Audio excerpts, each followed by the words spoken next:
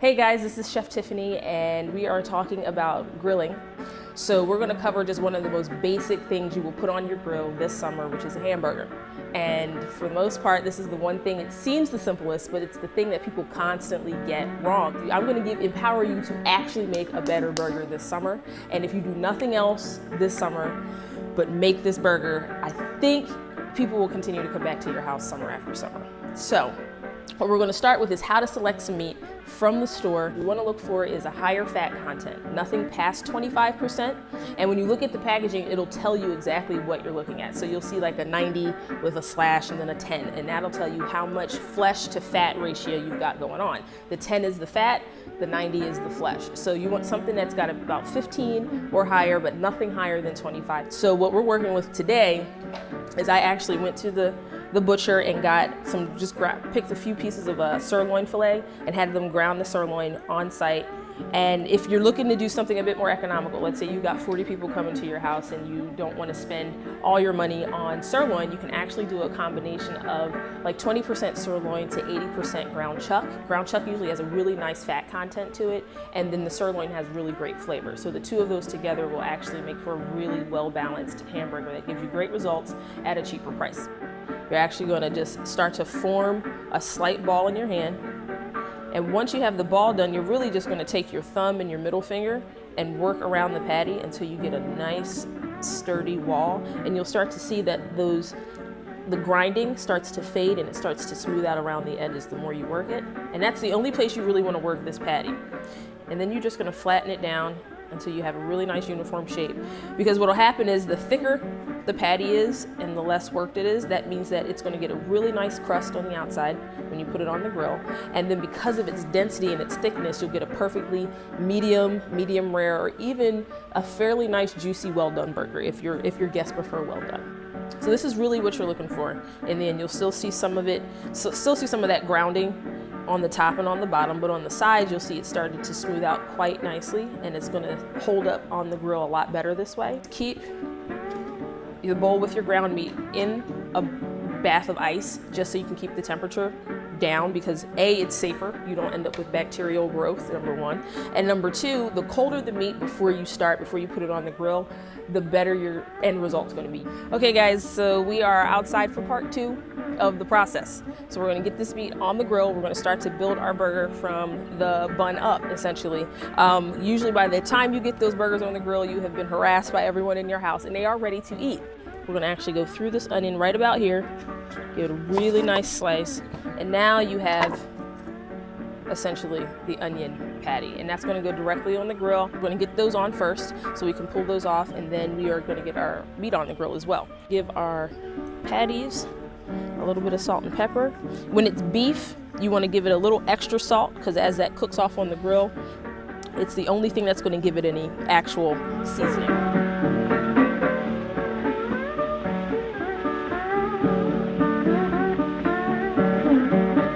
And this is when we can actually go directly to the grill.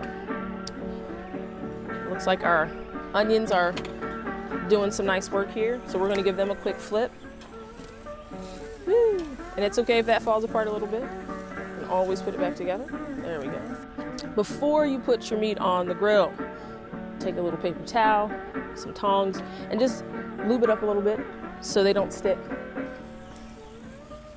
Give them a quick brush. Don't have to do anything too crazy. You're not trying to fry chicken on this thing. You're just trying to make sure nothing sticks to your grill. Now once that is done, you can chuck that paper towel and get our patties on.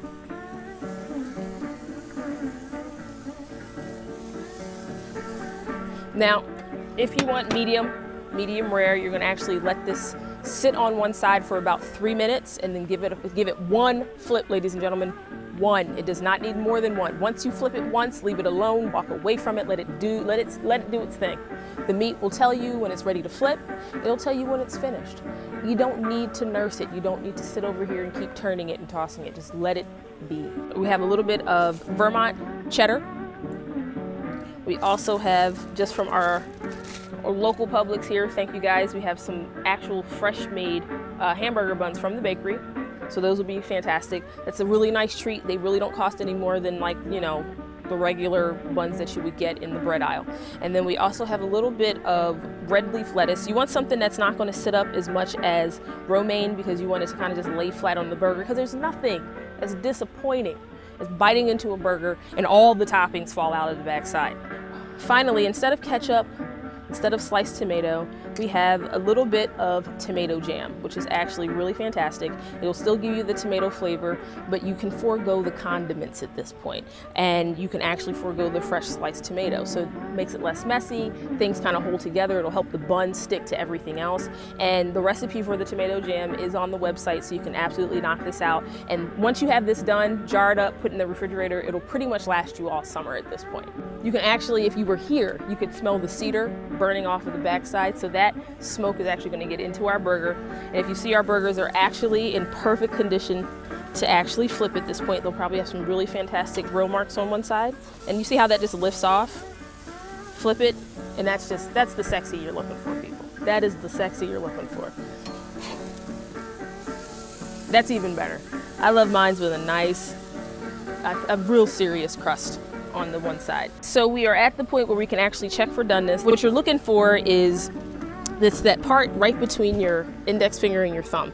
And this is pretty much what you're looking at when you're doing rare, or when the meat's going on and it's raw. And that's essentially, if you're touching it here and you touch the burger, you're going to get essentially the same feeling. And yes, I said essentially 3 times, but work with me here.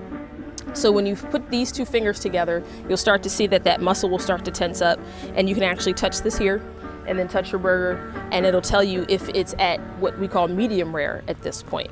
And as you progressively work your fingers up, this part right here will actually start to get more and more stiff, just like your burger will. And so when you get to the pinky and the thumb together, this is actually well done.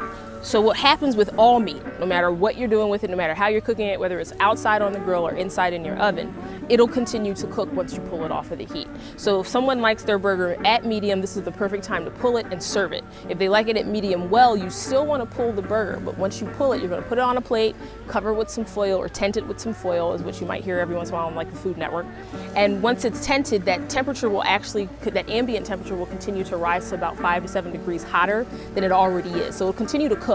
And so that burger will be at perfectly medium well by the time that person is ready to eat it.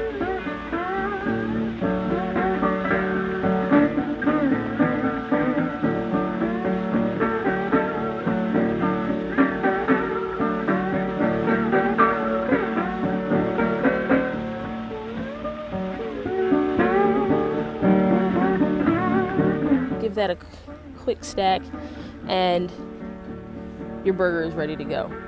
There's nothing, I think, better in the summer than one of these.